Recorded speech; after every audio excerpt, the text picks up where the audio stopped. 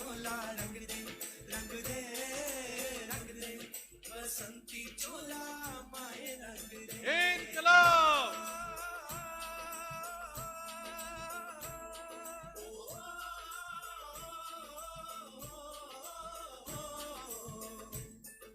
निकले हैं वीर जियाले यो अपना। इनकलाब आम आदमी पार्टी श्री अरविंद केजरीवाल भगवंत मान मनीष सिसोदिया जी बरनाले दे सारे व्यापारी बहुत ही भागां वाली धरती बरनाला दे विच अज आम आदमी पार्टी की शीर्ष लीडरशिप दे नाल मिलन पहुंचे इस्तकबाल करन पहुंचे। बरनाले दे मेरे सारे ही व्यापारी वीर इंडस्ट्रीलिस्ट भरा ट्रेडर वीर और स्टेज उत्ते विराजमान पंजाब दी आन बान शान सर भगवंत सिंह मान मुख्यमंत्री पंजाब उचेचे तौर के उपर दिल्ली तो पहुंचे श्री मनीष सिसोदिया जी डिप्टी सीएम साहब पंजाब मामले के इंचार्ज सरदार जरनैल सिंह जी तुहाडे अपने बेटे तुहाडे अपने छोटे वीर जिन्हां ने छोटी उम्रे वड्डियां पुलांघां और प्राप्तियां पाइयां ने मेरे वीर तुहाडे अपने MLA और एजुकेशन मिनिस्टर पंजाब मेरे वीर मीत हेयर जी सारे ही सत्कारयोग साथियों सब तो पहला तो उचेचे तौर के उपर तुहाडा सारिआं दा धन्नवाद कि तुसीं अज आम आदमी पार्टी की सारी लीडरशिप नूं पंजाब और दिल्ली तो तुसीं उन्हां नूं मिलण और सुलण दे लई पहुंचे हो। और नाल ही उचेचे तौर पर धन्नवाद सिसोदिया साहब होणां दा जरनैल सिंह जी दा जिहड़े दिल्ली तो चल के आए ने इस चोण दे विच तुहाडे नाल अपने विचार साझे करन दे लई और मान साहब आपदे नित दे बिजी शेड्यूल दे विचों तुहानूं मिलण आए ने। मैं समझदा कि सिसोदिया सर यह वो गैदरिंग अज पंजाब दे व्यापारियों की बरनाला क्योंकि शुरू तो इंडस्ट्रीयल हब रहा है और अतवाद के समय दे विच भी बरनाले ने पंजाब नूं कदे पिठ नहीं दिखाई हैगी।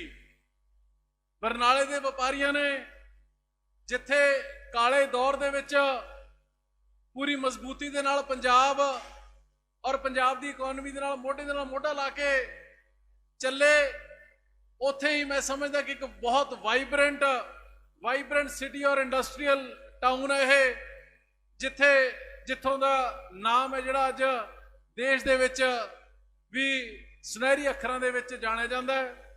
और ये वो व्यापारी वर्ग है जिसने पहला चाहे पार्टीशन तो वेले फिर अतवाद के काले दौर के दौरान और फिर जो नेबरिंग स्टेट्स दे विच गुआंढी राज्यों दे विच जिस तरीके दियां उत्तराखंड हिमाचल और JNK they which central government वालों पैकेजेस मिलते रहे पंजाब नूं उसका सब तो वड्डा नुकसान होंदा रहा घाण होंदा रहा।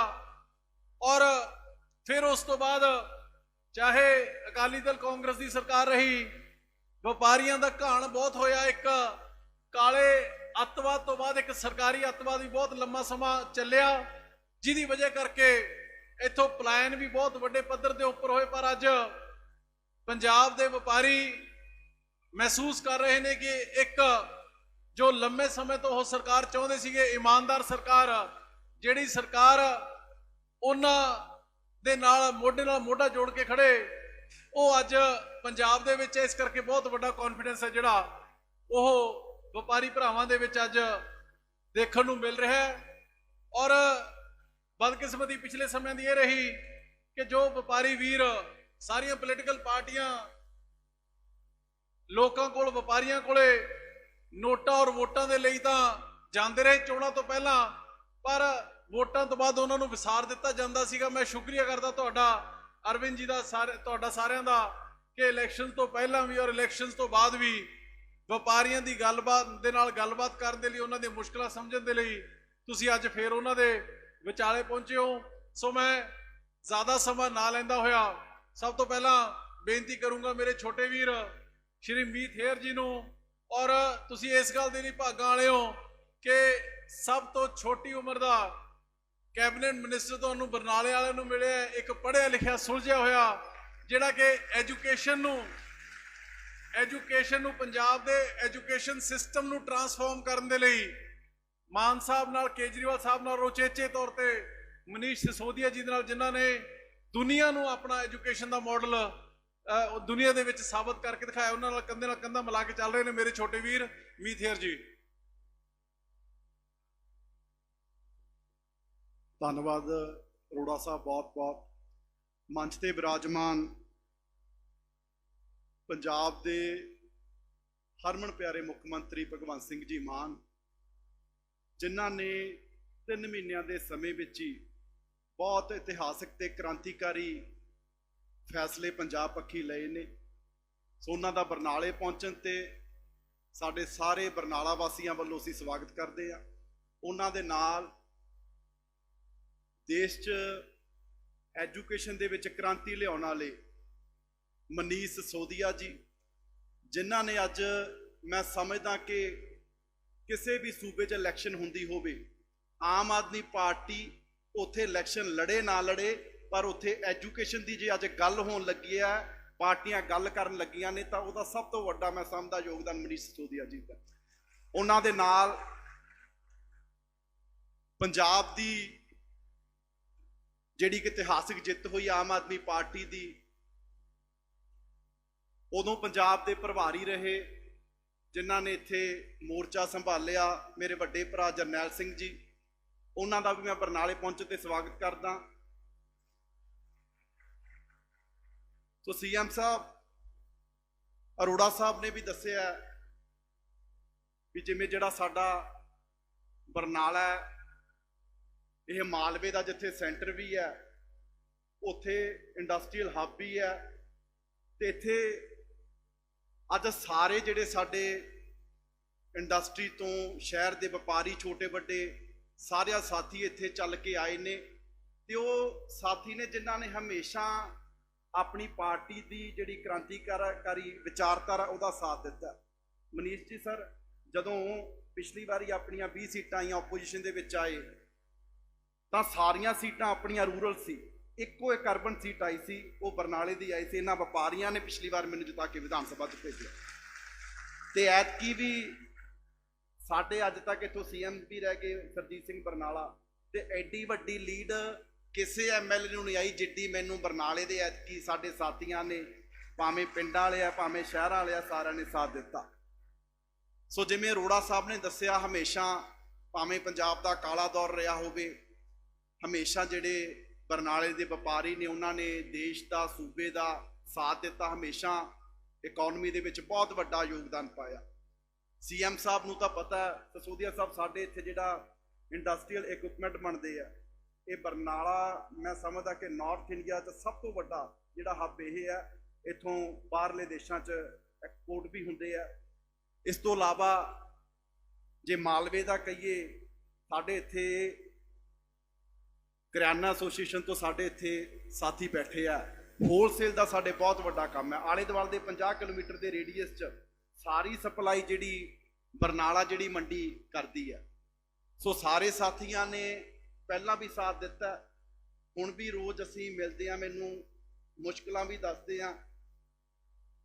ਸੋ ਮੈਂ ਕੱਲ ਵੀ ਕਈ ਸਾਥੀਆਂ ਦੇ ਨਾਲ ਮੁਲਾਕਾਤ ਕੀਤੀ ਸੀ, ਤੇ ਮੈਂ ਉੱਥੇ ਵੀ ਤੁਹਾਨੂੰ ਸਾਰਿਆਂ ਨੂੰ ਇਹ ਵਿਸ਼ਵਾਸ ਦਿਵਾਇਆ ਸੀ, ਕਿਉਂਕਿ ਆਮ ਆਦਮੀ ਪਾਰਟੀ ਦੀ ਇਹ ਵਿਚਾਰਧਾਰਾ ਜਿਹੜੀ ਭਗਵੰਤ ਮਾਨ ਜੀ ਦੀ ਪੰਜਾਬ 'ਚ ਸਰਕਾਰ ਹੈ, ਕਿ ਲੋਕਤੰਤਰ ਦੇ ਵਿੱਚ ਸਿਰਫ ਇਹ ਨਹੀਂ ਹੁੰਦਾ ਵੀ ਲੋਕਾਂ ਨੇ ਇੱਕ ਵਾਰ ਵੋਟਾਂ ਪਾਤੀਆਂ ਤੇ ਮੁੜ ਕੇ 5 ਸਾਲਾਂ ਲਈ ਵੀ ਲੋਕਾਂ ਨੇ ਆਪਦੇ ਆਪ ਨੂੰ ਸਰਕਾਰ ਦੇ ਗਹਿਣੇ ਰੱਖਤਾ।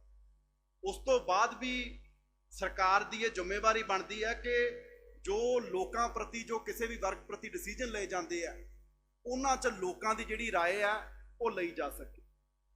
ਸੋ ਇਸੇ ਤੇ ਆਮ ਆਦਮੀ ਪਾਰਟੀ ਚੱਲ ਰਹੀ ਹੈ, ਕਿਉਂਕਿ ਜੋ ਅੱਜ ਵਪਾਰੀਆਂ ਨੂੰ ਮੁਸ਼ਕਲਾਂ ਆ ਰਹੀਆਂ ਨੇ, ਅਸੀਂ ਤੁਹਾਨੂੰ ਰੋਜ਼ ਸਾਡੇ ਐਮਐਲਏ, ਸਾਡੇ ਮਿਨਿਸਟਰ, ਸਾਡੇ ਜਿਹੜੇ ਵਰਕਰ ਸਾਹਿਬਾਨਾਂ ਲੀਡਰਸ਼ਿਪ ਹੈ ਤੁਹਾਨੂੰ ਮਿਲਦੀ ਹੈ।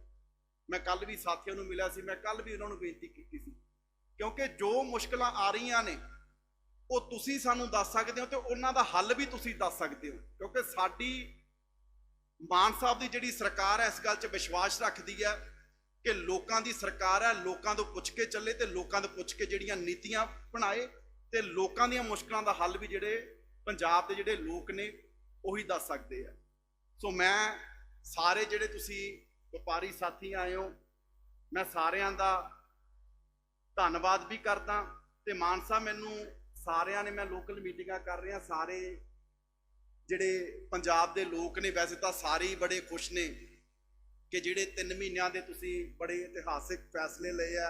ਆਮ ਤੌਰ ਤੇ ਜਿਹੜੇ ਫੈਸਲੇ ਸਰਕਾਰਾਂ ਜਾਣ ਲੱਗੇ ਲੈਂਦੀਆਂ ਨੇ ਉਹ ਫੈਸਲੇ ਪਹਿਲੇ 3 ਮਹੀਨਿਆਂ ਦੇ ਵਿੱਚ ਤੁਹਾਡੀ ਜਿਹੜੀ ਸਰਕਾਰ ਨੇ ਲਏ ਆ ਤੇ ਸਾਰੇ ਲੋਕ ਉਹਦੀ ਸ਼ਲਾਘਾ ਕਰ ਰਹੇ ਆ। ਮੈਂ ਪਰਸੋਂ ਕਿਸੇ ਵਪਾਰੀਆਂ ਕੋਲੇ ਬੈਠਾ ਸੀ, ਉਹ ਕਹਿੰਦੇ ਜੀ, ਮੈਂ ਕਿਹਾ ਤੁਹਾਨੂੰ ਕਿਵੇਂ ਲੱਗਿਆ 3 ਮਹੀਨੇ ਦਾ ਜਿਹੜਾ ਕਾਰਜਕਾਲ ਹੈ? ਕਹਿੰਦੇ ਜੀ ਚਲੋ ਹੁਣ ਜਾਣਾ ਹੋਵੇ ਲੁਧਿਆਣੇ ਨੂੰ ਤੇ ਗੱਡੀ ਦਾ ਮੂੰਹ ਕਰ ਲਈ ਆਪਾਂ ਮਾਨਸਾ ਵੱਲ ਨੂੰ। ਉਹ ਕਹਿੰਦੇ ਆਪੋਜੀਸ਼ਨ ਕੁਛ ਮਰਜ਼ੀ ਭੰਡੀ ਪ੍ਰਚਾਰ ਕਰੀ ਚੱਲੇ, ਸਾਨੂੰ ਇਸ ਗੱਲ ਦੀ ਖੁਸ਼ੀ ਹੈ ਵੀ ਘੱਟੋ ਘੱਟ ਆਮ ਆਦਮੀ ਪਾਰਟੀ ਨੇ 3 ਮਹੀਨਿਆਂ 'ਚ ਗੱਡੀ ਦਾ ਮੂੰਹ ਮੋੜ ਕੇ ਤਾਂ ਲੁਧਿਆਣੇ ਕੱਲੀ ਨੂੰ ਕਰ ਲਿਆ ਜਿੱਧਰ ਨੂੰ ਜਾਣਾ। ਹੌਲੀ ਹੌਲੀ ਸਪੀਡ ਵੀ ਫੜ ਲੂਗੀ ਕਿਉਂਕਿ ਆਮ ਆਦਮੀ ਪਾਰਟੀ ਦੀ ਜਿਹੜੀ ਲੀਡਰਸ਼ਿਪ ਹੈ ਸੀਐਮ ਸਾਹਿਬ ਦੀ ਅਗਵਾਈ 'ਚ, ਇੱਕੋ ਚੀਜ਼ ਜਿਹੜੀ ਅੱਜ ਪੰਜਾਬ ਦੇ ਲੋਕਾਂ ਨੇ ਉਮੀਦ ਕਰਕੇ ਸਾਡਾ ਬਹੁਤ ਵੱਡੇ ਪੱਧਰ ਤੇ ਸਾਥ ਦਿੱਤਾ, ਹੁੰਗਾਰਾ ਆਮ ਆਦਮੀ ਪਾਰਟੀ ਨੂੰ ਦਿੱਤਾ, ਉਹਦਾ ਇੱਕੋ ਵੱਡਾ ਕਾਰਨ ਸੀ ਕਿ ਇਹ ਲੋਕ ਇਮਾਨਦਾਰ ਨੇ, ਇਹ ਲੋਕ ਬੇਈਮਾਨੀ ਨਹੀਂ ਕਰ ਸਕਦੇ। ਸੋ ਅੱਜ ਵੀ ਲੋਕਾਂ ਨੂੰ ਇਸ ਗੱਲ ਤੇ ਵਿਸ਼ਵਾਸ ਹੈ ਕਿ ਜਿਹੜੀ ਸਰਕਾਰ ਇਮਾਨਦਾਰੀ ਨਾਲ ਚੱਲੂਗੀ ਉਹੀ ਸਰਕਾਰ ਜਿਹੜੀ ਪੰਜਾਬ ਨੂੰ ਅੱਗੇ ਲੈ ਕੇ ਜਾ ਸਕਦੀ ਹੈ। ਤੇ ਜੋ ਪਿਛਲੇ ਸਮੇਂ 'ਚ ਹੋਇਆ, ਆਮ ਆਦਮੀ ਪਾਰਟੀ ਨੇ ਜੋ ਵਿਚਾਰਧਾਰਾ ਸੀ ਉਹਦੇ ਤੇ ਮੋਹਰ ਵੀ ਲਾਈ। ਉਹ ਫੈਸਲੇ ਤੁਹਾਨੂੰ ਸਾਰਿਆਂ ਨੂੰ ਪਤਾ ਕਿ ਭਾਵੇਂ ਸਾਡੇ ਆਪਣੇ ਮੰਤਰੀ ਨੇ ਕਿਸੇ ਨੇ ਬੇਈਮਾਨੀ ਕਰਨ ਦੀ ਕੋਸ਼ਿਸ਼ ਕੀਤੀ, ਉਹਨੂੰ ਵੀ ਪਾਰਟੀ 'ਚੋਂ ਬਾਹਰ ਦਾ ਰਸਤਾ ਦਿਖਾਇਆ, ਹਾਲਾਂਕਿ ਕਿਸੇ ਨੇ ਸ਼ਿਕਾਇਤ ਨਹੀਂ ਸੀ ਕੀਤੀ ਵੀ ਭਾਈ ਆਪੋਜੀਸ਼ਨ ਨੇ ਮੁੱਦਾ ਚੱਕ ਲਿਆ ਸੀ, ਕੋਈ ਗੱਲ ਸਾਹਮਣੇ ਆ ਗਈ ਸੀ, ਸੀਐਮ ਸਾਹਿਬ ਦੇ ਧਿਆਨ 'ਚ ਆਇਆ ਤੇ ਨਾਲ ਦੀ ਨਾਲ ਮੈਨੂੰ ਨਹੀਂ ਲੱਗਦਾ ਕਿ 75 ਸਾਲਾਂ ਦੇ ਇਤਿਹਾਸ 'ਚ ਅੱਜ ਤੱਕ ਪੰਜਾਬ 'ਚ ਕਦੇ ਹੋਇਆ ਹੋਊਗਾ ਵੀ ਕਿਸੇ ਮੁੱਖ ਮੰਤਰੀ ਨੇ ਆਪਣੇ ਹੀ ਮੰਤਰੀ ਨੂੰ ਫੜ ਕੇ ਅੰਦਰ ਦਿੱਤਾ ਹੋਊਗਾ।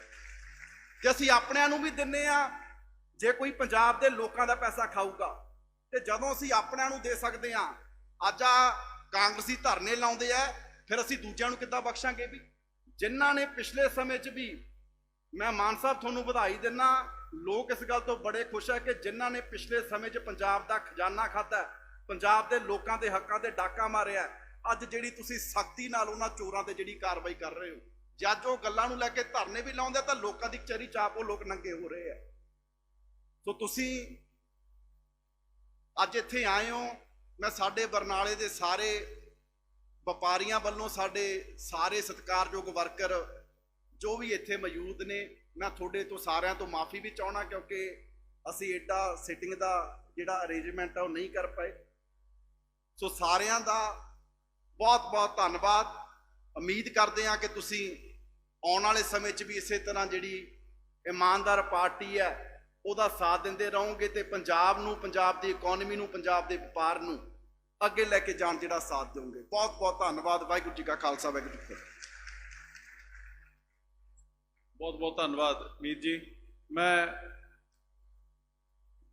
ਇਸਤਕਬਾਲ ਕਰਦਾ ਸਾਡੇ ਸਾਰੇ ਐਮਐਲਏ ਸਾਹਿਬਾਨ ਦਾ ਜਿਹੜੇ ਕਿ ਅੱਜ ਪਹੁੰਚੇ ਹੋਏ ਨੇ ਪਿਛਲੇ ਕਈ ਦਿਨਾਂ ਤੋਂ। ਸਰ ਗੁਰਮੀਤ ਸਿੰਘ ਦੀ ਕੈਂਪੇਨ ਦੇ ਵਿੱਚ ਲੱਗੇ ਹੋਏ ਨੇ ਦਿਨ ਰਾਤ, ਤੁਹਾਡਾ ਬਹੁਤ ਸਾਥ ਸਹਿਯੋਗ ਮਿਲ ਰਿਹਾ ਹੈ। ਹੁਣ ਮੈਂ ਬੇਨਤੀ ਕਰੂੰਗਾ ਪੰਜਾਬ ਮਾਮਲਿਆਂ ਦੇ ਇੰਚਾਰਜ ਸਰਦਾਰ ਜਰਨੈਲ ਸਿੰਘ ਜੀ ਐਮਐਲਏ ਸਾਹਿਬ, ਜਿਨ੍ਹਾਂ ਨੇ ਪਿਛਲੇ 1.5-2 ਸਾਲ ਦੇ ਵਿੱਚ ਪੰਜਾਬ ਦੇ ਵਿੱਚ ਆਮ ਆਦਮੀ ਪਾਰਟੀ ਦੀ ਇਸ ਇਤਿਹਾਸਿਕ ਜਿੱਤ ਨੂੰ ਦਰਜ ਕਰਨ ਦੇ ਵਿੱਚ ਇੱਕ ਬਹੁਤ ਵੱਡੀ ਸਕ੍ਰਿਪਟ ਹੈ ਜਿਹੜੀ ਉਹ ਲਿਖੀ ਹੈ। ਮੈਂ ਜਰਨੈਲ ਸਿੰਘ ਜੀ ਨੂੰ ਬੇਨਤੀ ਕਰੋ ਤੁਹਾਡੇ ਰੂਬਰੂ ਹੋਣ। ਇਨਕਲਾਬ ਆਮ ਆਦਮੀ ਪਾਰਟੀ ਸੰਗਰੂਰ ਲੋਕ ਸਭਾ ਜਿਮਨੀ ਚੋਣ ਦੀ ਵਪਾਰੀਆਂ ਦੀ ਬੈਠਕ ਵਿੱਚ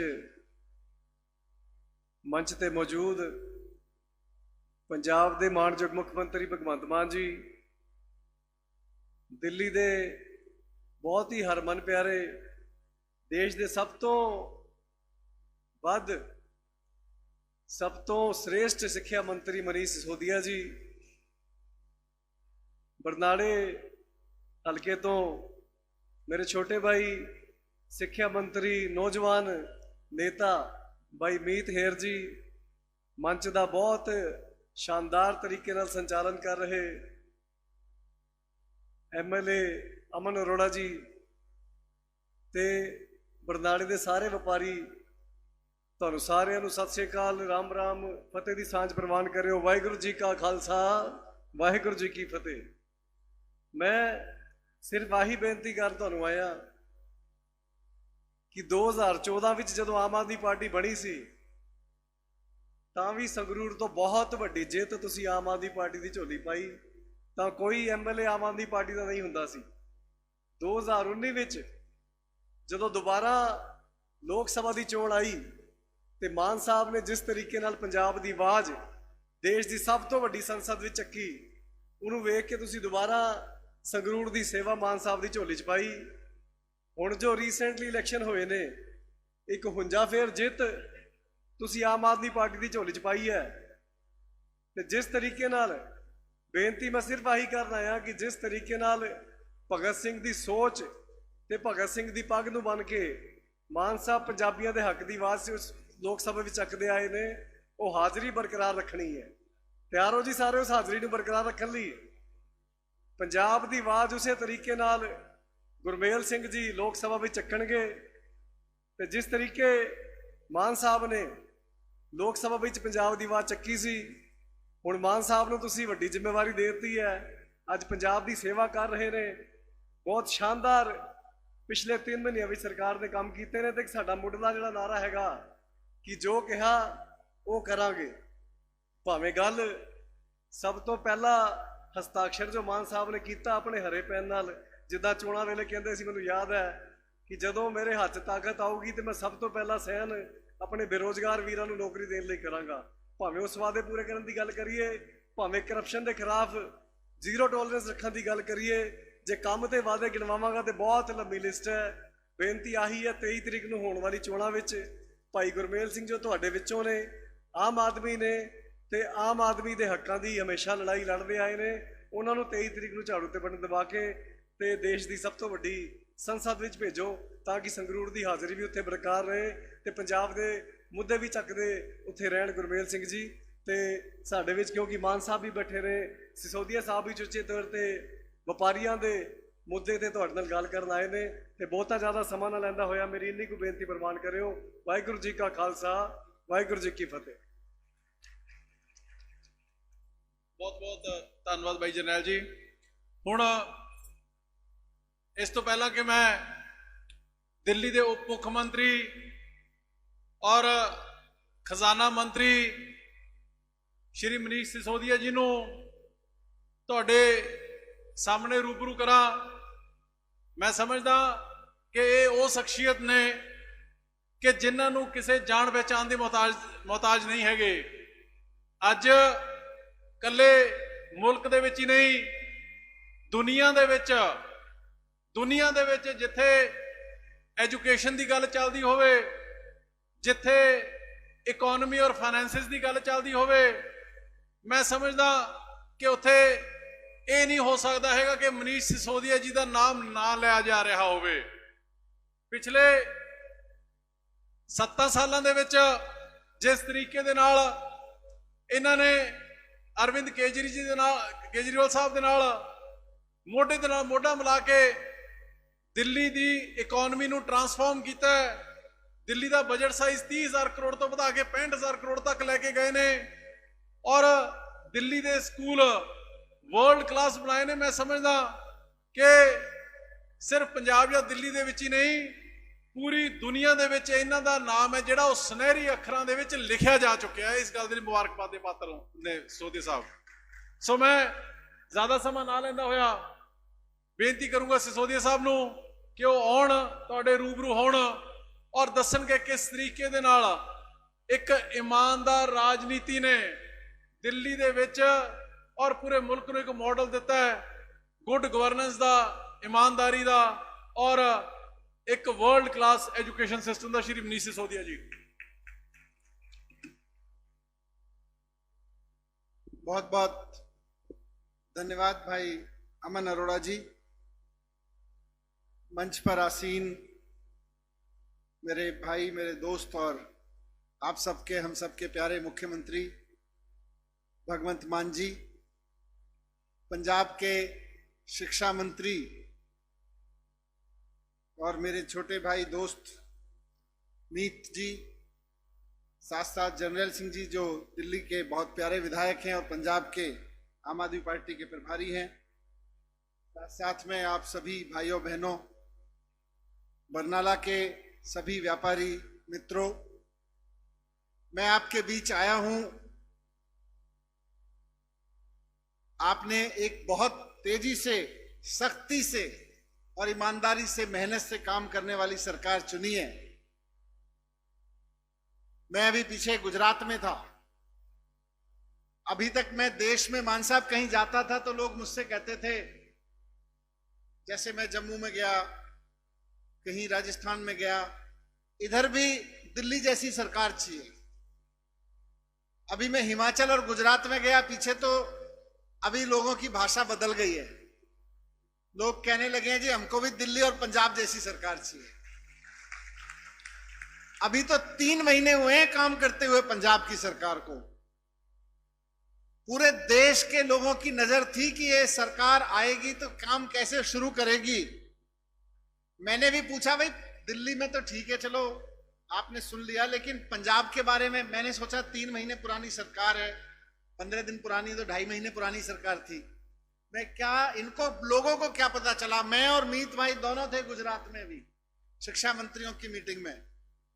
वहां पे जनता में जो भी मिलता था कहता था जी दिल्ली और पंजाब की तरह से सरकार चाहिए। मैंने कहा क्या किया, लोगों को क्या पता है आपके बारे में कि पंजाब के लोगों ने कैसी सरकार चुनी है। बोले जी मान साहब फैसले बड़े तेजी से ले रहे हैं और बड़े सख्ती वाले ले रहे हैं। ये बात देश के लोगों तक पहुंच गई है, ये बात देश के लोगों तक पहुंच गई है और आपने ही पहुंचाई है। ऐसा नहीं है कि खाली सारी दुनिया अखबार पढ़ के चलती है। पंजाब के व्यापारियों ने ही बात पहुंचाई है कि पंजाब में अब व्यापारियों को अपने छोटे छोटे काम कराने के लिए सरकारी दफ्तरों में रिश्वत नहीं देनी पड़ती है। पंजाब के सरकारी दफ्तरों में अब ईमानदारी से काम होने लगा है। ये पंजाब से बात पहुंच गई है। मैं चुनाव प्रचार के दौरान जब पंजाब में आता था, चुनाव से पहले, तो जगह जगह मान साहब के कहने पर जगह जगह व्यापारियों के संवाद हुए। हर जगह व्यापारियों से मुझे सुनने को मिला कि ये रवायती पार्टियों ने व्यापारियों के किसी भी छोटे छोटे काम के लिए रिश्वत के रेट बांध रखे हैं। हम अपनी मेहनत खुद कर लेंगे, व्यापार खुद बढ़ा लेंगे, लेकिन रिश्वत बंद करा देना, ये छोटे छोटे काम के लिए रिश्वत देनी पड़ती है। और आपको पता होगा, आपको ध्यान में होगा कि 3 महीने पहले जब आपके वोट से ताकत लेके सरकार बनी और रिवायती पार्टियों को आपने किनारे किया और भगवंत मान जी को मुख्यमंत्री बनाया, तो इनका सबसे पहला फैसला था, मुख्यमंत्री बनने के बाद जो सबसे पहला कदम मुख्यमंत्री जी ने उठाया, भगवंत मान जी ने, वो था कि पंजाब के आम आदमी को, पंजाब के आम व्यापारी को रिश्वत राज से मुक्त कराने का इन्होंने नंबर जारी करके कहा कि कोई भी अफसर, कोई छोटे से छोटा कर्मचारी और बड़े से बड़ा अफसर और मंत्री तक कोई रिश्वत मांगे, रिकॉर्डिंग करके भेज देना, उसको छोड़ेंगे नहीं, जेल में भिजवाएंगे। और आप देख लो पिछले 3 महीने में हर रोज लोगों के फोन आए हैं। अब तो कम हो गए धीरे धीरे आने, क्योंकि लोगों के मन में डर पैदा हो गया।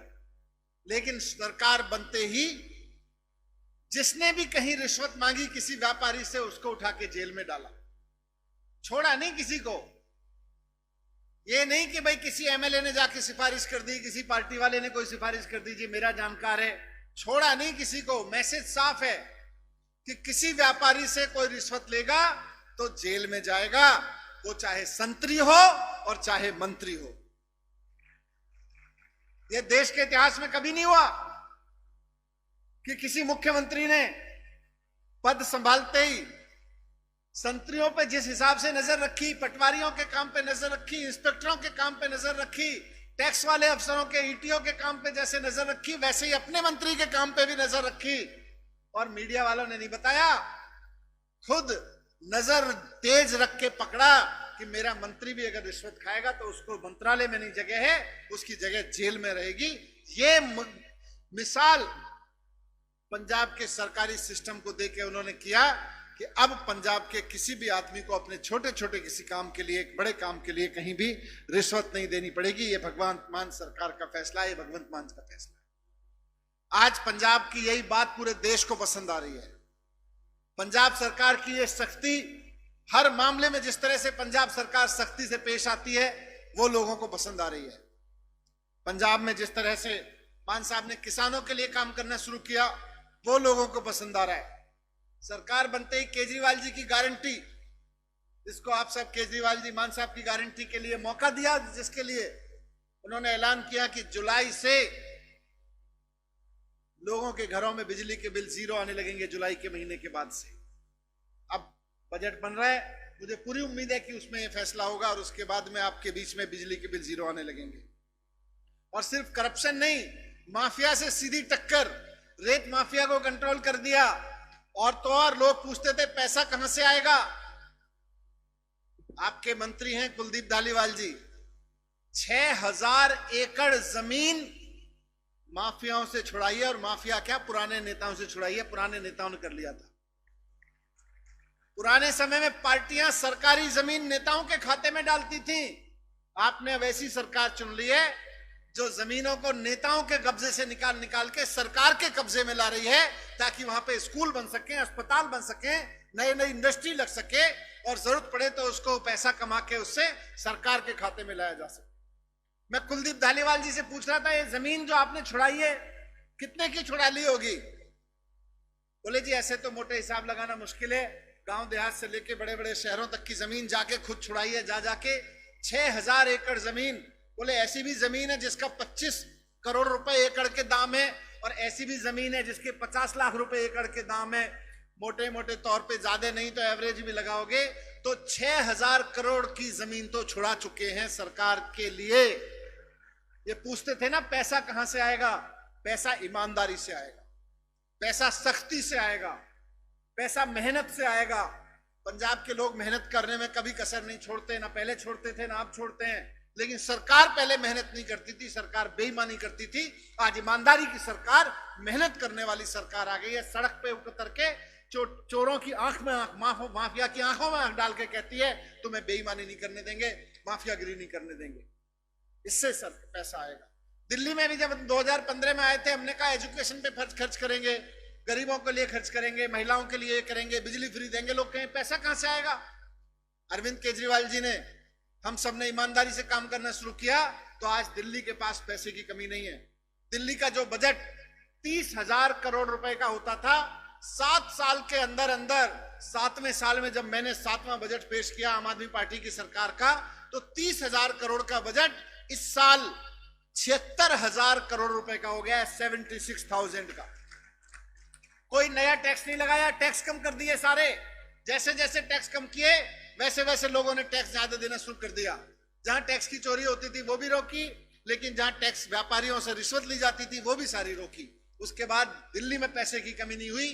धीरे धीरे पंजाब में भी 1-2 साल में आप देखिएगा पैसे की कमी नहीं रहेगी। और पंजाब के सर पे, एक एक पंजाबी के सर पे जितना कर्जा पिछली सरकारें छोड़ के गई हैं, आपके मेहनत के पैसे से, जो आप पहले भी देते थे लेकिन रिश्वत में चला जाता था, उस पैसे को सरकार में लाके उसकी एक एक पाई चुकाएंगे और एक एक पंजाबी के सर से कर्जा उतार के जाएंगे। ये मान साहब का वादा है, ये पंजाब की सरकार का वादा है, ये केजरीवाल मॉडल गवर्नेंस का आपसे वादा है। और अभी तो 3 महीने हुए हैं, 3 महीने में जितने तेजी से मान साहब ने फैसले लिए, डिसीजन लिए, वे सारे फैसले पुरानी सरकारें 4.5 साल बाद लेती थी, जब चुनाव की याद आती थी कि जनता के बीच में फिर से जाना है। उन्होंने 3 महीने में वो सारे फैसले ले डाले जो कभी 3 साल और 4 साल में कोई पार्टी नहीं लेती थी। 25,000 नौकरियां, आजकल नौकरियों की बड़ी चर्चा है। केंद्र में बैठी हुई सरकार कह रही है कि हम 10 लाख नौकरियां दे रहे हैं, लेकिन नौकरियां ऐसी दे रहे हैं कि 17 साल में नौकरी देंगे और 21 साल में नौकरी छीन लेंगे, बाद में आप भाड़ में चले जाओ, हमको नहीं पता। ये केंद्र सरकार का कहना है। 3 महीने पहले सरकार में बैठते ही, कुर्सी पे बैठते ही मान साहब ने फैसला लिया कि हम ऐसी नौकरियां नहीं देते, हम देते हैं पक्की नौकरियां। एक बार लड़का या लड़की नौकरी में आई तो 60 साल का रिटायर होगा जाके, 21 साल के लात मार के बाहर नहीं भगाएंगे, और पेंशन मिलेगी, पक्की नौकरी देंगे। और 25,000 नौकरियों का ऐलान किया था। मैं मान साहब से सुबह पूछ रहा था कि उस पर क्या हुआ।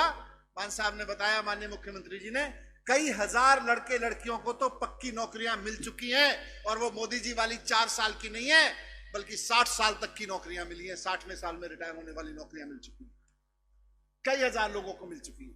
ये सारे काम करना शुरू कर दिए। बात सेना की करते हैं, सेना का पूरा कबाड़ा करके रख दिया। इस तरह की योजना बना के आज युवाओं के भविष्य, जो देश सेवा करने का भविष्य था, देश सेवा युवा करना चाहता है पूरी जिंदगी के लिए, ये कहते हैं 4 साल के लिए मौका देंगे देश सेवा करने का, उसके बाद जाओ घर बैठ जाना जाके। आज मान साहब ने फैसला लिया दिल्ली की तरह से कि देश का कोई भी, पंजाब का कोई भी सिपाही, वो चाहे पंजाब पुलिस में हो, अर्धसैनिक बलों में हो, पैरामिलिट्री में या फौज में हो, अगर कोई अपनी वर्दी की रक्षा की खातिर, फर्ज की रक्षा की खातिर जान की बाजी लगाता है, शहीद होता है, तो उसके परिवार की मदद को 1 करोड़ रुपए देंगे। ये दिल्ली और पंजाब के अलावा पूरे देश में कहीं नहीं है, पूरे देश में कहीं नहीं है, केवल और केवल दिल्ली और पंजाब में यह फैसला लिया गया है। 0 टॉलरेंस करप्शन, शहीदों के लिए सम्मान, नौजवानों के लिए नौकरी, व्यापारियों के लिए करप्शन फ्री गवर्नेंस। ये गवर्नेंस पिछले 3 महीने से आपके यहां चल रही है। इस बीच में आपके बीच चुनाव आया है। इस चुनाव में मैं केवल आपके बीच एक विनती करने आया हूं। जैसा भाई मीत जी बता रहे थे कि आपने सबने हमेशा यहां से आम आदमी पार्टी को पहले साल से जिता के भेजा है, इस बार भी लोकसभा में आम आदमी पार्टी के सांसद को भेजिए। अब भेजना और जरूरी इसलिए हो जाता है कि आपको, आपका इस बार का एक वोट मान साहब के काम को मजबूत करेगा। माननीय मुख्यमंत्री जी की जो सरकार चल रही है, मान साहब की जो सरकार चल रही है, आपकी जो सरकार चल रही है, उसके काम पर, उसके काम को आगे बढ़ाने के लिए जाएगा। केजरीवाल जी के मॉडल ऑफ गवर्नेंस को आगे बढ़ाने के लिए जाएगा। तो इस बार आपको वोट केवल और केवल एक सांसद बनाने के लिए नहीं, बल्कि मान साहब के हाथ मजबूत करने के लिए, केजरीवाल साहब के हाथ मजबूत करने के लिए भी झाड़ू पे ही दबाना है। तो आने वाले 23 तारीख के चुनाव में, इसके बाद काम तो बहुत चल रहे हैं पंजाब में, व्यापारियों के लिए और काम हो रहे हैं, इंडस्ट्री को आगे ग्रोथ करने के लिए काम हो रहे हैं, गांवों को उठाने के लिए, खेती को उठाने के लिए कई तरह के काम मान साहब ने किए हैं और कर रहे हैं। शिक्षा में पहली बार ऐसा हुआ कि प्रिंसिपल्स के साथ बैठ के मान साहब, मुख्यमंत्री जी ने और शिक्षा मंत्री जी ने सामने सामने बैठ के पूछा, भाई हम चाहते हैं कि आप शानदार एजुकेशन दो, लेकिन शानदार एजुकेशन से पहले आप हमें बताओ कि हम क्या शानदार काम करें ताकि हमारे प्रिंसिपल शानदार एजुकेशन दे सकें। ये कभी हुआ नहीं पंजाब के इतिहास में। पंजाब का बजट आने वाला है, उसमें बहुत सारी योजनाएं होंगी निश्चित रूप से, लेकिन उसकी एक चीज जो आपके बीच आ चुकी है, व्यापारी बंधु बैठे हैं, कि पहली बार पंजाब के वित्त मंत्री ने 25 शहरों में जा जाके व्यापारियों से पूछा कि बताओ बजट में क्या चाहिए। आज तक कभी नहीं हुआ। तो ये सारे काम होने, इन सारे कामों को और मजबूती से करने के लिए, अपनी सरकार को और मजबूत बनाने के लिए, केजरीवाल जी की राजनीति को और मजबूत बनाने के लिए मैं आपसे हाथ जोड़ के विनती करने आया हूं कि इस बार फिर से 23 तारीख को जब बटन दबाने जाएं तो चारों तरफ मौका झाड़ू को ही देके आए, क्योंकि झाड़ू का दिया हुआ बटन ही आपकी सरकार को मजबूत करेगा। झाड़ू पे दबाया हुआ बटन ही आपकी राजनीति को मजबूत करेगा, ईमानदारी की, सख्ती की, काम करने वाली राजनीति को मजबूत करेगा। बहुत बहुत धन्यवाद, आपने मेरी बातों को ध्यान से सुना। भारत माता की बोले सोनिहाल। बहुत बहुत धन्यवाद। बहुत बहुत ਧੰਨਵਾਦ ਮਨੀਸ਼ ਸਰ। ਸਾਥੀਓ, ਹੁਣੇ ਸਿਸੋਦੀਆ ਸਾਹਿਬ ਦੱਸ ਕੇ ਗਏ ਕਿ ਕਿਸ ਤਰੀਕੇ ਦੇ ਨਾਲ ਇਹਨਾਂ ਨੇ ਦਿੱਲੀ ਦੇ ਵਿੱਚ 7 ਸਾਲਾਂ ਦੇ ਵਿੱਚ ਦਿੱਲੀ ਦਾ ਬਜਟ ਸਾਈਜ਼ ਸੀ ਜਿਹੜਾ ਉਹ 30,000 ਕਰੋੜ ਤੋਂ ਵਧਾ ਕੇ 76,000 ਕਰੋੜ ਕਰ ਦਿੱਤਾ, ਯਾਨੀ ਕਿ 2.5 ਗੁਣੇ। ਤੇ ਮਨੀਸ਼ ਸਰ, ਸਾਡੇ ਪੰਜਾਬ ਦੀ ਤਰਾਸਦੀ ਇਹ ਰਹੀ ਕਿ ਹੁਣ ਤੱਕ ਦੀਆਂ ਲੋਟੂ ਸਰਕਾਰਾਂ, ਉਹਨਾਂ ਨੇ ਪਿਛਲੇ 15 ਸਾਲਾਂ ਦੇ ਵਿੱਚ 2007 ਤੋਂ ਲੈ ਕੇ 2022 ਤੱਕ ਪੰਜਾਬ ਦਾ ਕਰਜ਼ਾ ਜਿਹੜਾ ਉਹ 50,000 ਕਰੋੜ ਤੋਂ ਵਧਾ ਕੇ ਸਰ 3 ਲੱਖ ਕਰੋੜ ਜਿਹੜਾ ਉਹ ਕਰਤਾ, ਯਾਨੀ ਕਿ 6 ਗੁਣਾ। ਆਹੀ ਫਰਕ ਹੈ ਆਮ ਆਦਮੀ ਪਾਰਟੀ ਤੇ ਬਾਕੀਆਂ ਪਾਰਟੀਆਂ ਔਰ ਸਰਕਾਰਾਂ ਦੇ ਵਿੱਚ। ਸੋ ਮੈਂ ਹੁਣ ਜ਼ਿਆਦਾ ਸਮਾਂ ਤੁਹਾਡੇ ਔਰ ਤੁਹਾਡੇ ਹਰਮਨ ਪਿਆਰੇ ਲੀਡਰ, ਪੰਜਾਬ ਦੀ ਆਨ ਬਾਨ ਸ਼ਾਨ ਮੁੱਖ ਮੰਤਰੀ ਸਾਹਿਬ ਭਗਵੰਤ ਸਿੰਘ ਮਾਨ ਦੇ ਵਿੱਚ ਨਾ ਜ਼ਿਆਦਾ ਰੁਕਦਾ ਹੋਇਆ ਇੰਨੀ ਗੱਲ ਕਹੂੰਗਾ ਕਿ ਇੱਕ ਅੰਗਰੇਜ਼ੀ ਦੀ ਕਹਾਵਤ ਹੈ ਕਿ action speak louder then words, ਔਰ ਅੱਜ ਮਾਨ ਸਾਹਿਬ ਦੇ ਕੰਮ ਨੇ ਜਿਹੜੇ ਉਹ ਸਾਰੀ ਦੁਨੀਆ ਖੜ ਖੜ ਕੇ ਬੋਲ ਰਹੀ ਹੈ। ਉਹ ਮਾਨ ਸਾਹਿਬ ਜਿਨ੍ਹਾਂ ਨੇ ਕਿਹਾ ਮੈਂ ਇੱਥੇ ਕਮਿਸ਼ਨ ਲਈ ਨਹੀਂ, ਮੈਂ ਇੱਥੇ ਮਿਸ਼ਨ ਤੇ ਆਇਆ ਹੋਇਆ, ਉਹ ਭਗਵੰਤ ਸਿੰਘ ਜੀ ਮਾਨ ਤੁਹਾਡੇ ਰੂਬਰੂ ਹੋ ਰਹੇ ਨੇ। ਬਹੁਤ ਬਹੁਤ ਧੰਨਵਾਦ ਜੀ।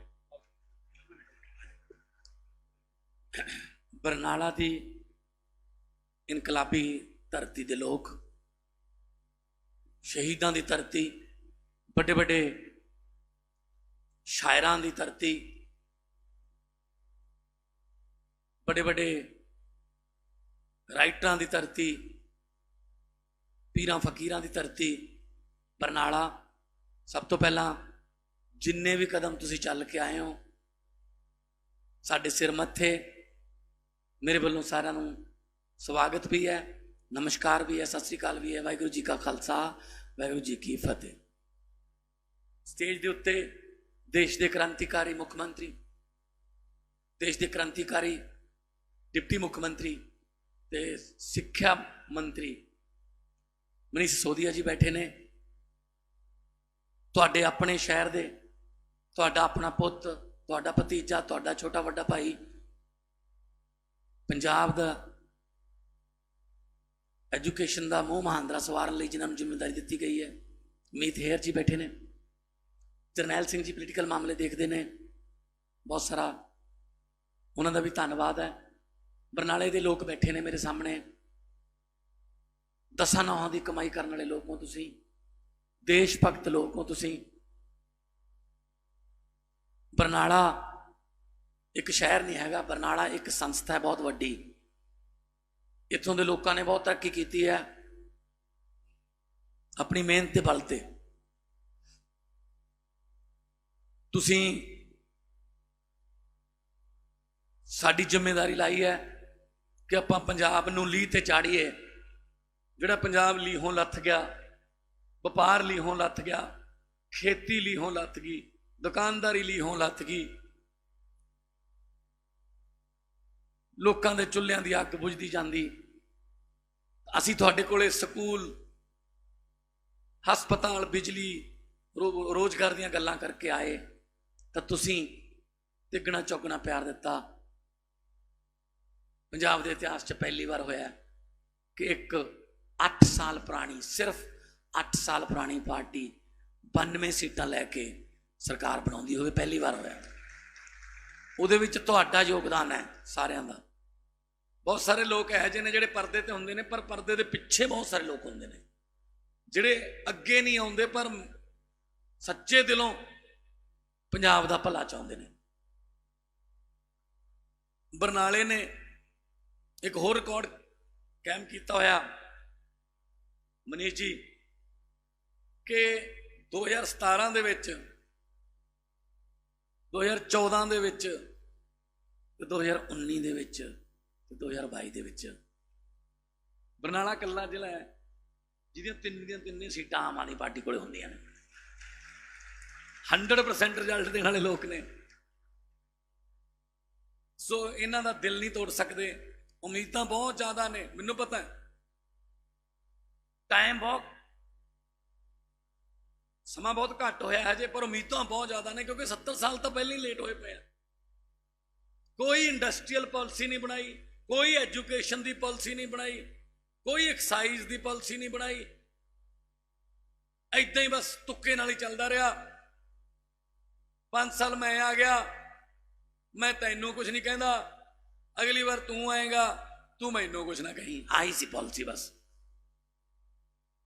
ਮੇਰੇ ਕੋਲੇ ਫਾਈਲਾਂ ਆਉਂਦੀਆਂ ਨੇ, ਹੈਰਾਨ ਹੋ ਜਾਓਗੇ ਤੁਸੀਂ, ਹੈਰਾਨ। ਮੈਨੂੰ ਕਈ ਵਾਰੀ ਮੈਨੂੰ ਅੱਖਾਂ 'ਚੋਂ ਮੇਰੇ ਪਾਣੀ ਆ ਜਾਂਦਾ, ਜਿਵੇਂ ਲੋਕਾਂ ਦੇ ਖੂਨ ਨਾਲ ਹੀ ਲਿਖੀਆਂ ਹੋਣ। ਕੋਈ ਤਰੀਕਾ ਨਹੀਂ ਛੱਡਿਆ ਲੁੱਟਣ ਦਾ। ਹੁਣ ਫਾਈਲਾਂ ਵਾਪਸ ਕਰ ਰਹੇ ਹਾਂ, ਹੁਣ ਕਾਨੂੰਨ ਬਦਲ ਰਹੇ ਹਾਂ। ਮੈਨੂੰ ਪਤਾ ਹੈ ਹਜੇ ਵੀ ਬਹੁਤ ਸਾਰੇ ਕੰਮ ਹਜੇ ਪੂਰੇ ਨਹੀਂ ਹੋਏ ਕਿ ਆਪਾਂ 3 ਮਹੀਨਿਆਂ 'ਚ ਹੀ ਬਹੁਤ ਪਰਫੈਕਟ ਨਹੀਂ ਬਣੇ। 3 ਮਹੀਨਿਆਂ ਦੇ ਬੱਚੇ ਤਾਂ ਦੰਦ ਵੀ ਨਹੀਂ ਆਉਂਦੇ, ਪਰ ਫਿਰ ਵੀ ਮੈਂ ਦੰਦੀਆਂ ਵੱਢਣ ਤਾਂ ਲੱਗ ਗਿਆ ਨਾ ਇਹਨਾਂ ਨੂੰ।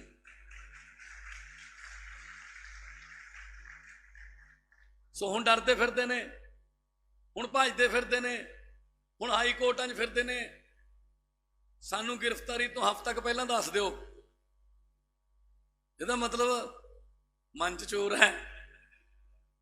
ਨਿਆਂ ਥੋੜੀ ਕਿਸੇ ਨੂੰ ਮੈਂ ਗ੍ਰਿਫਤਾਰ ਕਰਦਾ ਫਿਰਦਾ। ਸੋ ਵੀਰੋ, ਹਜੇ ਬਹੁਤ ਸਾਰੇ ਕੰਮ ਬਾਕੀ ਨੇ, ਕੁਝ ਕਮੀਆਂ ਵੀ ਰਹੀਆਂ ਹੋਣਗੀਆਂ, ਠੀਕ ਕਰ ਲਾਂਗੇ। ਸਿਆਣੇ ਕਹਿੰਦੇ ਆ ਜਿਹਨੇ ਕੋਈ ਗਲਤੀ ਨਹੀਂ ਕੀਤੀ, ਇਹਦਾ ਮਤਲਬ ਫਿਰ ਉਹਨੇ ਕੋਈ ਕੰਮ ਵੀ ਨਹੀਂ ਕੀਤਾ। ਗਲਤੀ ਕੰਮ ਦੌਰਾਨ ਹੋ ਜਾਂਦੀ ਹੈ, ਕੋਈ ਕਮੀ ਰਹਿ ਜਾਂਦੀ ਹੈ, ਅਮੈਂਡਮੈਂਟ ਕਰ ਲਾਂਗੇ ਤੁਹਾਨੂੰ ਪੁੱਛ ਕੇ ਕਿ ਤੁਸੀਂ ਦੱਸੋ ਕੀ ਚਾਹੁੰਦੇ ਹੋ, ਕਿਉਂਕਿ ਸਰਕਾਰ ਤਾਂ ਤੁਹਾਡੀ ਹੈ। ਫੈਸਲੇ ਇਹ ਥੋੜੀ ਹੈ ਕਿ ਉੱਥੇ ਚੰਡੀਗੜ੍ਹ ਦੇ ਏਸੀ ਕਮਰਿਆਂ 'ਚ ਬਹਿ ਕੇ ਫੈਸਲੇ ਹੋਣ। ਜਿਵੇਂ ਦਿੱਲੀ ਦੇ ਵਿੱਚ ਮੁਹੱਲਿਆਂ 'ਚ ਜਾ ਜਾ ਕੇ ਬਜਟ ਬਣਾਉਂਦੇ ਆ ਮਨੀਸ਼ ਜੀ, ਕਿ ਤੁਹਾਡੇ ਮਹੱਲੇ ਨੂੰ ਕੀ ਚਾਹੀਦਾ ਬਜਟ 'ਚ ਦੱਸੋ, ਇਹ ਆ ਬਜਟ ਲੋਕਾਂ ਦਾ। ਉੱਥੇ ਬੈਠੇ ਬੈਠੀ ਕਰੀ ਜਾਂਦੇ ਆ, ਇਹਨੂੰ ਆਪਾਂ ਲੈ ਲੈਂਦੇ ਆ। ਤੁਸੀਂ ਦੇਖੋ ਸੁਖ ਵਿਲਾਸ, ਸੁਣਿਆ ਹੋਣਾ ਨਾਮ, ਸੁਖਬੀਰ ਬਾਦਲ ਦਾ ਹੋਟਲ ਹੈ ਉੱਥੇ ਸ਼ਿਵਾਲਿਕ ਦੀਆਂ ਪਹਾੜੀਆਂ 'ਚ। ਉੱਥੇ ਉਹ ਜੰਗਲਾਤ ਮਹਿਕਮੇ ਦੀ ਜ਼ਮੀਨ ਹੈ, ਉੱਥੇ ਕੋਈ ਨਿਰਮਾਣ ਨਹੀਂ ਹੋ ਸਕਦਾ ਜੀ, ਕੰਸਟਰਕਸ਼ਨ ਹੋ ਨਹੀਂ ਸਕਦੀ। ਕਿਵੇਂ ਕੀਤਾ ਜੀ?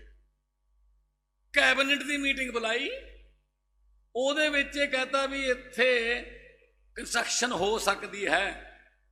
ਜਿੱਦਾਂ ਆਖਰੀ ਇੱਟ ਲੱਗੀ ਵੀ ਬਣ ਗਿਆ, ਫਿਰ ਕੈਬਨਿਟ ਦੀ ਮੀਟਿੰਗ ਬੁਲਾਈ, ਕਹਿੰਦੇ ਹੁਣ ਨਹੀਂ ਹੋ ਸਕਦੀ ਬਸ। ਲੈ ਆ ਦੇਖੋ ਤੁਸੀਂ, ਫੈਸਲੇ ਕਿਹਦੇ ਹੱਕ 'ਚ ਹੋ ਰਹੇ ਨੇ? ਆਪਦੇ ਹੱਕ 'ਚ। ਇਹਦੇ ਵੀ ਕਢਾ ਰਹੇ ਆ ਕਾਗਜ਼।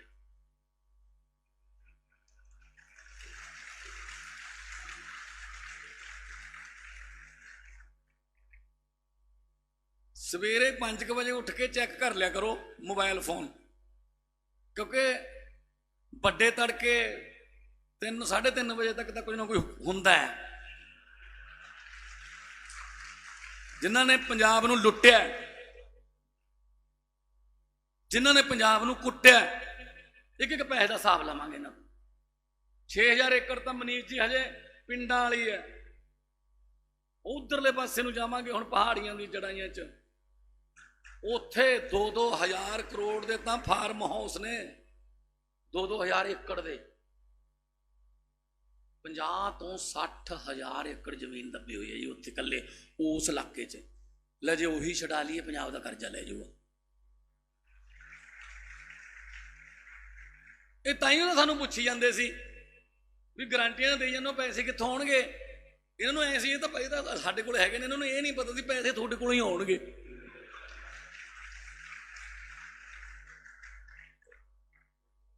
ਆਪਦੇ ਵਾਲਾ ਭੁੱਲ ਹੀ ਗਏ ਸੀ। ਹਾਂ, ਕਮਾਲ ਹੈ ਵੀਰੋ। ਪੰਜਾਬ ਦੁਖੀ ਕਿਉਂ ਹੋਇਆ? ਪੰਜਾਬ ਨੇ ਏਡੇ ਗੁੱਸੇ ਨਾਲ ਫੈਸਲੇ ਲਏ ਵੋਟਾਂ ਪਾਉਣ ਵਾਲੇ, ਕਿਉਂ? ਦੇਖੋ, ਲੋਹੇ ਦੀ ਤੇ ਸੋਨੇ ਦੀ ਦੁਕਾਨ ਆਮਣੇ ਸਾਹਮਣੇ ਸੀ ਬਾਜ਼ਾਰ 'ਚ, ਤਾਂ ਸੋਨਾ ਲੋਹੇ ਨੂੰ ਕਹਿੰਦਾ ਯਾਰ ਥੋੜਾ ਤੇਰੇ ਵੀ ਵੱਜਦਾ ਹੈ, ਥੋੜਾ ਮੇਰੇ ਵੀ ਵੱਜਦਾ ਹੈ, ਤੂੰ ਥੋੜਾ ਜਿਹਾ ਜ਼ਿਆਦਾ ਨਹੀਂ ਰੌਲਾ ਪਾਉਂਦਾ, ਅੱਧੇ ਬਾਜ਼ਾਰ 'ਚ ਤੇਰੀ ਆਵਾਜ਼ ਸੁਣਦੀ ਹੁੰਦੀ ਹੈ, ਮੇਰੇ ਜਦੋਂ ਥੋੜਾ ਵੱਜਦਾ ਕਿ ਦੁਕਾਨ ਤੋਂ ਬਾਹਰ ਆਵਾਜ਼ ਆਈ ਹੈ। ਲੋਹਾ ਕਹਿੰਦਾ ਬਿਲਕੁਲ ਸਹੀ ਗੱਲ ਹੈ ਸੋਨੇ, ਥੋੜਾ ਤੇਰੇ ਵੀ ਵੱਜਦਾ ਲੋਹੇ ਦਾ, ਥੋੜਾ ਮੇਰੇ ਵੀ ਵੱਜਦਾ ਹੈ। ਫਰਕ ਸਿਰਫ ਇੰਨਾ ਕੁ ਹੈ ਕਿ ਜੋ ਤੇਰੇ ਤੇ ਲੋਹੇ ਦਾ ਥੋੜਾ ਵੱਜਦਾ ਹੈ ਉਹ ਤਾਂ ਬਗਾਨਾ ਹੈ ਤੇਰੇ ਵਾਸਤੇ, ਤੂੰ ਸੋਨਾ ਉਹ ਲੋਹਾ ਹੈ। ਬਗਾਨਿਆਂ ਨੇ ਤਾਂ ਕੁੱਟ ਨਹੀਂ ਹੁੰਦਾ, ਬਗਾਨਿਆਂ ਦਾ ਦੁੱਖ ਹੀ ਦੇਣੇ ਹੁੰਦੇ ਨੇ, ਤਾਂ ਕਰਕੇ ਤੇਰੀ ਆਵਾਜ਼ ਘੱਟ ਹੈ ਭਾਈ। ਕਹਿੰਦਾ ਮੈਨੂੰ ਦੁੱਖ ਇਸ ਗੱਲ ਦਾ ਹੈ ਕਿ ਮੈਨੂੰ ਮੇਰੇ ਆਪਣੇ ਕੁੱਟਦੇ ਨੇ, ਥੋੜਾ ਲੋਹੇ ਦਾ ਹੈ। ਦੁੱਖ ਇਸ ਗੱਲ ਦਾ ਹੈ ਕੋਰੇ ਲੁੱਟ ਕੇ ਲੈ ਗਏ, ਦੁੱਖ ਘਟ ਜੂਗਾ। ਜਦੋਂ ਆਪਦੇ ਵਾਲੇ ਲੁੱਟਦੇ ਨੇ ਨਾ, ਉਦੋਂ ਜ਼ਿਆਦਾ ਦੁੱਖ ਹੁੰਦਾ। ਉਹਦੇ ਲੈ ਕੇ ਕਿੱਥੇ ਜਾਣਾ ਪੈਸਾ ਬਈ? ਤੁਸੀਂ ਇੱਥੇ ਹੀ ਰਹਿ ਜੂਗਾ। ਜਦ ਕੋਈ ਹੋਵੇ ਨਾ, ਤੁਹਾਡੀ ਧਰਮਰਾਜ ਨਾਲ ਗੱਲ ਹੋ ਗਈ ਵੀ ਤੁਹਾਡੇ ਵਾਲੇ ਆ ਸਕਦੇ ਨੇ, ਤਾਂ ਵੀ ਪਾਰਸਲ ਕਰ ਦਿਓ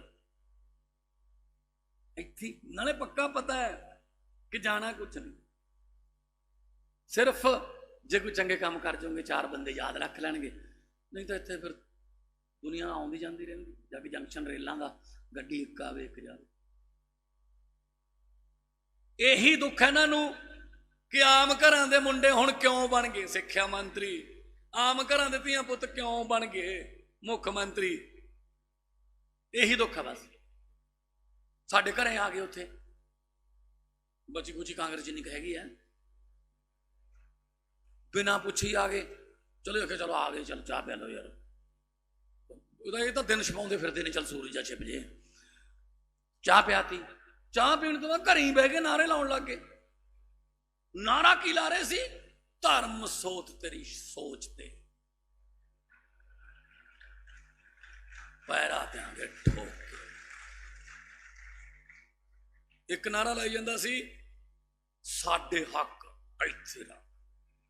ਮੈਂ ਆਖਿਆ ਯਾਰ ਰਿਸ਼ਵਤ ਖੋਰੀ ਕਰਨਾ ਕਾਂਗਰਸ ਦਾ ਹੱਕ ਹੈ? ਅਸਲ 'ਚ ਹੱਕ ਬਣਾ ਰੱਖਿਆ, ਕਿਉਂਕਿ 60 ਸਾਲ ਤੋਂ ਜ਼ਿਆਦਾ ਇਹਨਾਂ ਨੇ ਰਾਜ ਕੀਤਾ ਹੈ ਨਾ। ਇਹ ਰਾਜ ਤੋਂ ਬਿਨਾਂ ਰਹਿ ਨਹੀਂ ਸਕਦੇ। ਵਾਰੀ ਆਈ ਨਹੀਂ ਐਤਕੀ। ਮੈਨੂੰ ਤਾਂ ਲੱਗਦਾ ਕਈ ਤਾਂ ਘੱਟੋ ਘੱਟ 10-10 ਸਾਲਾਂ ਬਾਅਦ ਫੋਰਚੂਨਰਾਂ 'ਚ ਉਤਰ ਕੇ ਧੁੱਪੇ ਬੈਠੇ ਹੋਣੇ।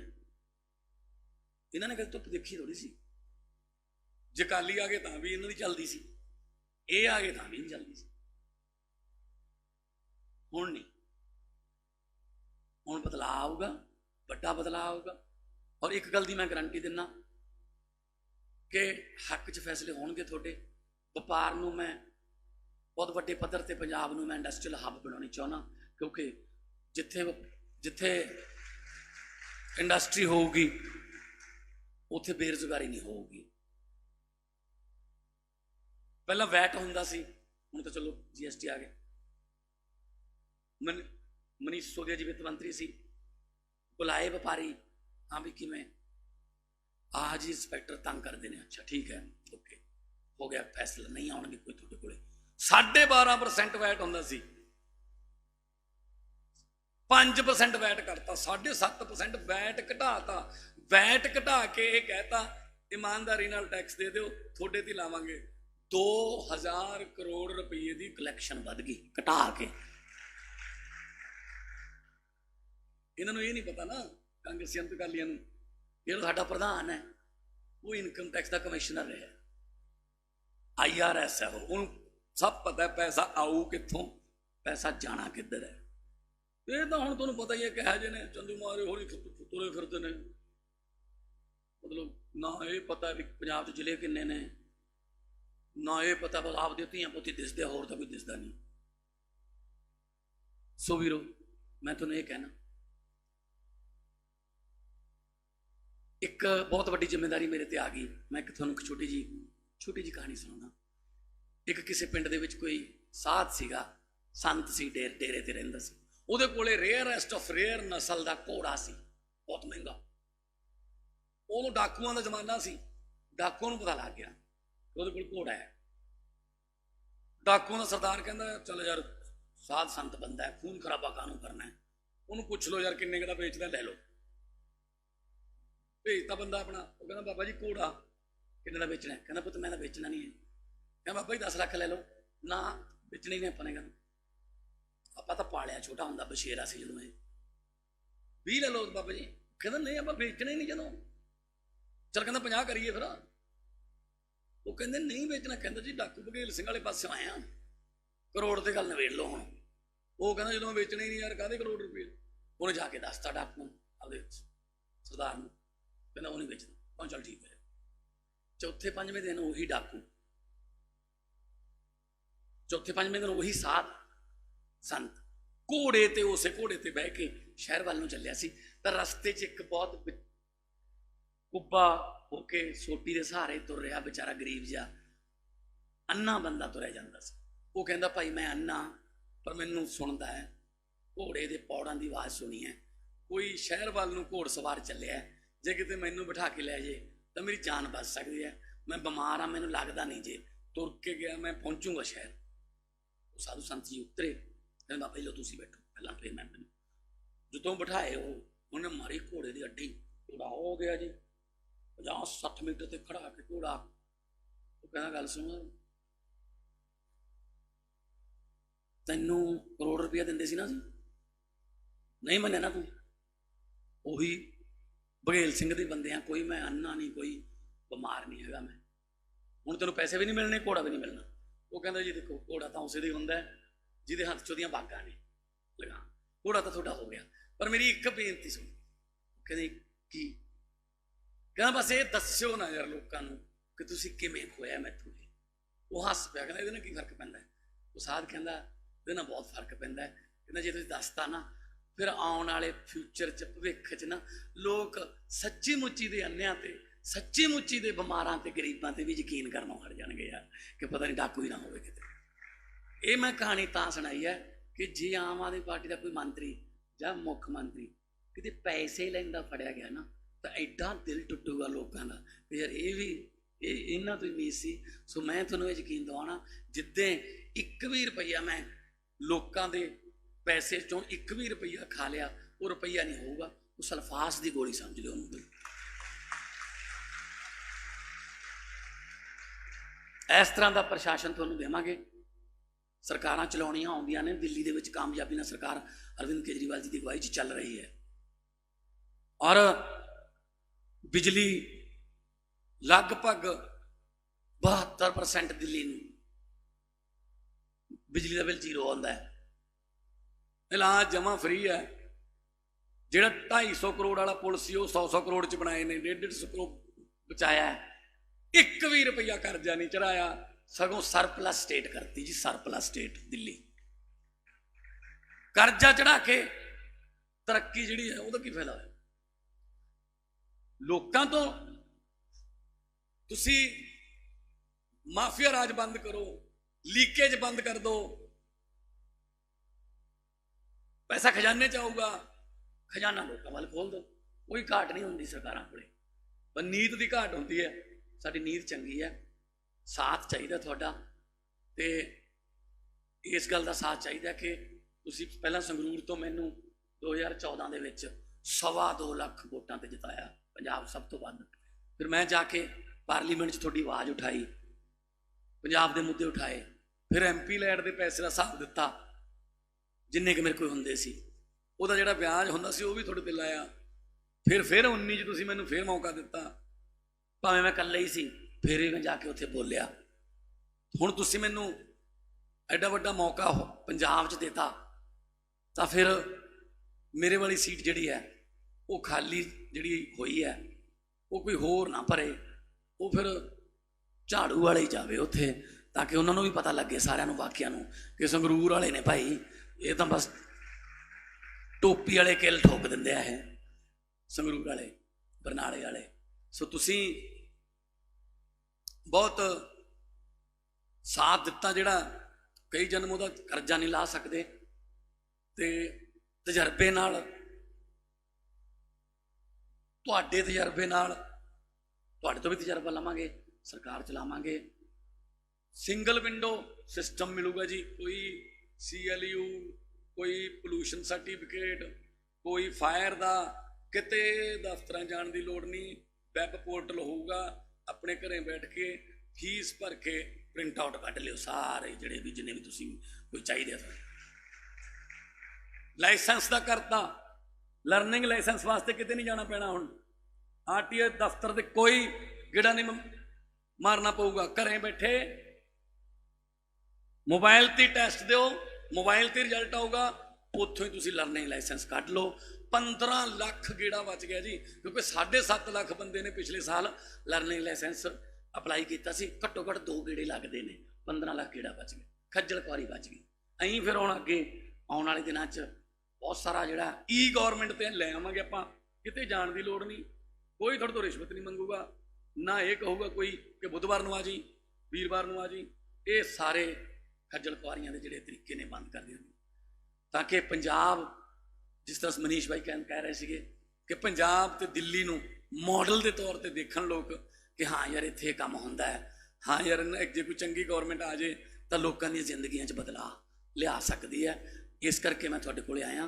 23 ਤਰੀਕ ਨੂੰ 3 ਨੰਬਰ ਤੇ ਬਟਨ ਹੈ ਝਾੜੂ ਵਾਲਾ, ਤੇ ਕੁਝ ਐਸੋਸੀਏਸ਼ਨਾਂ ਦੇ ਪ੍ਰਧਾਨ ਨੇ, ਮੈਂ ਬੇਨਤੀ ਕਰਦਾ ਇੱਥੇ ਕੱਲਾ ਪ੍ਰਧਾਨ ਸਾਹਿਬ ਇੱਥੇ ਤੁਸੀਂ ਆਪਣੇ ਮੰਗ ਪੱਤਰ ਜਾਂ ਕੋਈ ਸਲਾਹ ਹੈ, ਮੈਂ ਇੱਥੇ ਆ ਜਾਊਗਾ ਤੇ ਤੁਹਾਨੂੰ ਮਿਲਦਾ, ਮੈਂ ਆ ਕੇ ਇੱਥੇ ਖੜ ਜਾਓ। ਐਸੋਸੀਏਸ਼ਨਾਂ ਦੇ ਪ੍ਰਧਾਨ ਸਿਰਫ ਆਉਣ ਤੇ ਮੈਨੂੰ ਕੋਈ ਮੰਗ ਪੱਤਰ ਜਾਂ ਕੋਈ ਸਲਾਹ ਦੇਣੀ ਹੈ, ਮੈਂ ਤੁਹਾਨੂੰ ਮਿਲ ਕੇ ਜਾਊਂਗਾ। ਬਹੁਤ ਬਹੁਤ ਧੰਨਵਾਦ। ਦੋਨੇ ਹੱਥ ਉੱਪਰ ਚੱਕ ਕੇ 2 ਨਾਰੇ ਲਾ ਦਿਓ, ਇਨਕਲਾਬ ਇਨਕਲਾਬ ਵੰਦੇ ਬੋਲੇ ਸੋ ਨਿਹਾਲ। ਬਹੁਤ ਬਹੁਤ ਧੰਨਵਾਦ, ਬਹੁਤ ਬਹੁਤ ਮਿਹਰਬਾਨੀ। ਆਰਾਮ ਨਾਲ ਜਾਇਓ, ਹੌਲੀ ਜਾਇਓ। ਸੰਗਰੂਰ ਤੋਂ ਸੰਜੂ ਰਾਵਤ ਦੀ ਰਿਪੋਰਟ, ਬਿਊਰੋ ਨਿਊਜ਼, ਅਖੰਡ ਪੰਜਾਬ। ਬਹੁਤ ਬਹੁਤ